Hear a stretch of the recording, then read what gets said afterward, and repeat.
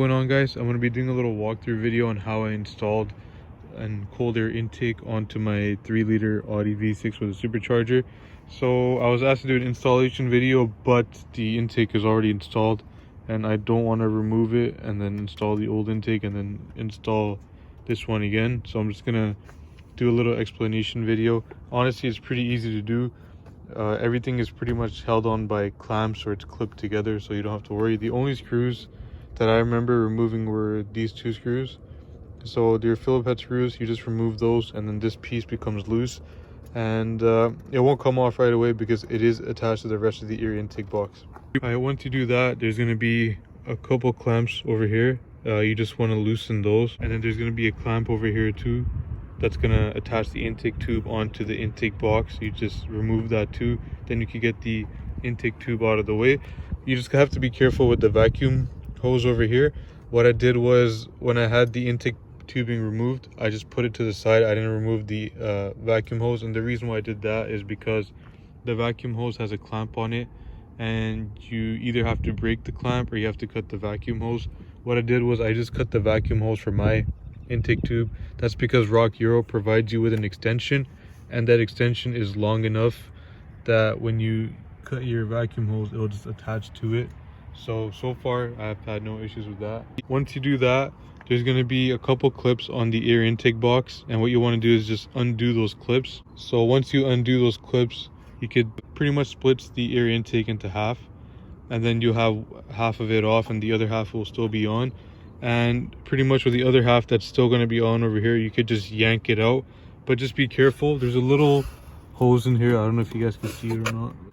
There's going to be this hose over here that's going to be attached to the stock intake box, and to remove that, there's going to be a ring around that hose, and if you squeeze that ring just like this, you could pull the hose off.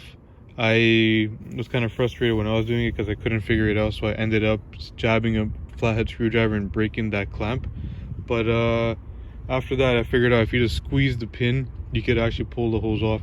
Once that hose is off, you could actually just yank the old air intake box. Nothing else is connected. And then putting the other intake in, this one I have right now, is very easy. You just put this coupler over here, make sure you put the clamp on, and then put the other clamp into before you put the intake piping. Once the clamps are in, this coupler is installed over here. What I did was I installed the heat shield first. I didn't tighten it up right away. I kept it a little loose so I have room to move it around to how I want it.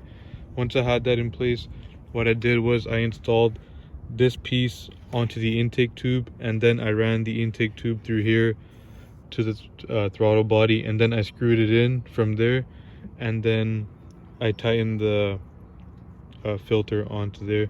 Also, for this hose over here, what that hose does is it sucks in cold air from this area somewhere, I don't know exactly where, and then it feeds it into the stock cold air intake box. Rock Euro provides you with like a little miniature filter that looks like this, and it clamps right onto that hose. So once you clamp that on, what you can do is just leave it hanging on the side, and then what you want to do is put this piece back, and then you'll have room to move your heat shield. So what I did was I moved the heat shield as close as I could to this, and then I screwed this piece back on, and then I tightened my heat shield so it doesn't move from here. That way I kind of have some kind of blockage so I don't get heat coming from here going into the air intake. And I also tried my best to keep it as close as possible to here so I don't get any heat coming from here. So far I have no heating issues right now. It's fine. I will be putting something over here though, so I can have like a good heat block so my intake can actually just suck in cold air. I have the old air intake box at home, so what I'm going to do is I'll show you guys kind of how you take it apart. So this is what the intake looks like under the hood. This is the front view, this is the top view, and remember that piece I said that has the two Phillips head screws that you remove and then it comes off? Well, the other part of it's going to be connected to this, and what you can do is you could pull it out of here, and then you could also pull this piece out just like that. It's pretty easy. It's going to be a little tighter in the car, obviously, but yeah, this comes out just like that. And The next thing you want to do to make it easier is remove the intake tube.